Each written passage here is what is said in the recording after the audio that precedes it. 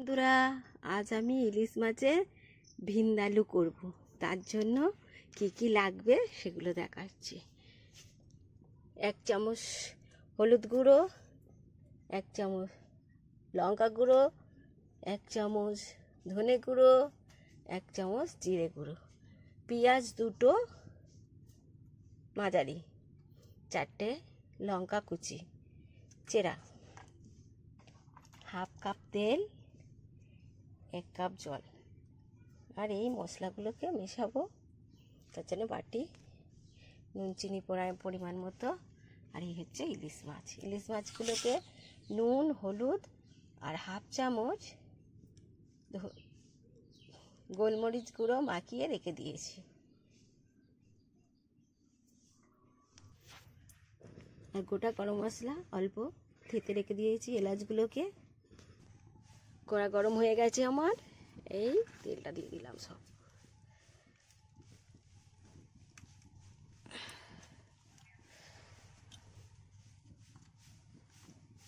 হালকা একটু নুন দিয়ে দিলাম যাতে না মাছগুলো কড়ায় লাগে, তার জন্য আটকে যেন না যায়, ভালোভাবে তোলা যায় মাছগুলোকে। হালকাভাবে ধুয়ে নেব মাছগুলো।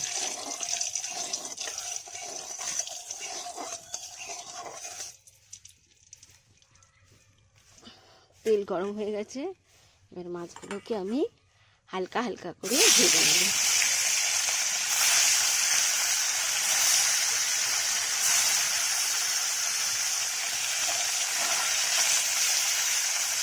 একদম হালকা একটু তুলে নেব।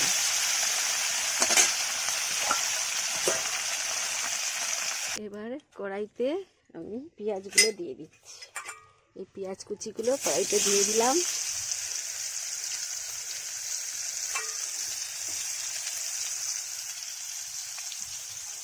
এই মশলাগুলো একসঙ্গে অল্প জলে গুলে নেব। সব মশলাগুলো অল্প জল দিয়ে গুলে নিচ্ছি।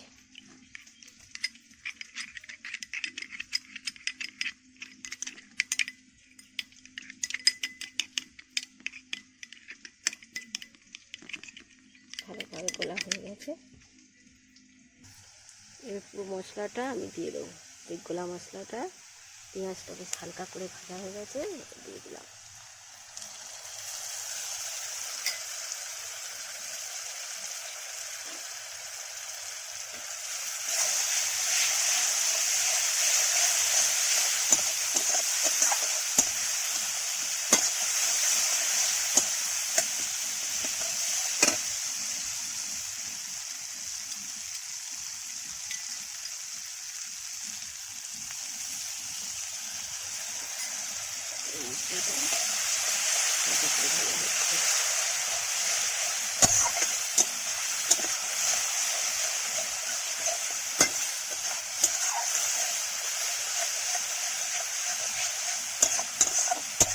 এবারে পরিমাণ মতো নুন আর চিনি দিয়ে দেবো।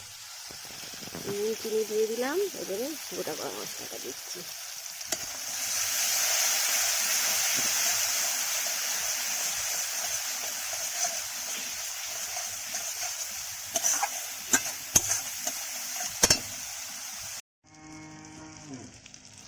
এইবারে দেখতে পাচ্ছি মশলাটা ভাজা হয়ে গেছে, তেল ছেড়ে দিয়েছে। এবারে জল দেব, 2 কাপ জল। 2 কাপ জল দিয়ে দিলাম।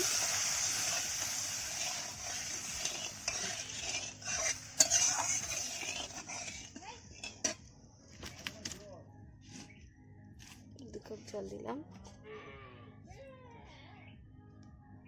একটু ফুটে আসলে মাছটা ছাড়। এই যে ফুটে এসছে, এবার মাছগুলো হালকা ভাজা, একদম হালকা ভাজা মাছগুলো ছেড়ে দিলাম।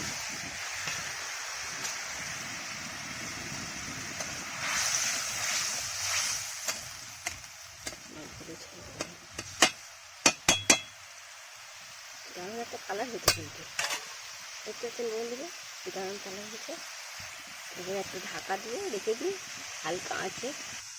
এই যে ঢাকা খুলে দিয়েছি, খুলে দিয়ে দেখতে হালকা গা মাখা মাখা তরকারি হয়ে গেছে।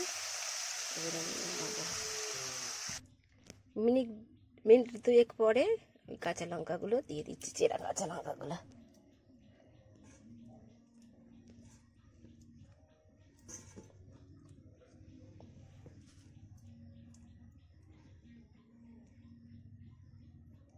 দেখতে পাচ্ছেন?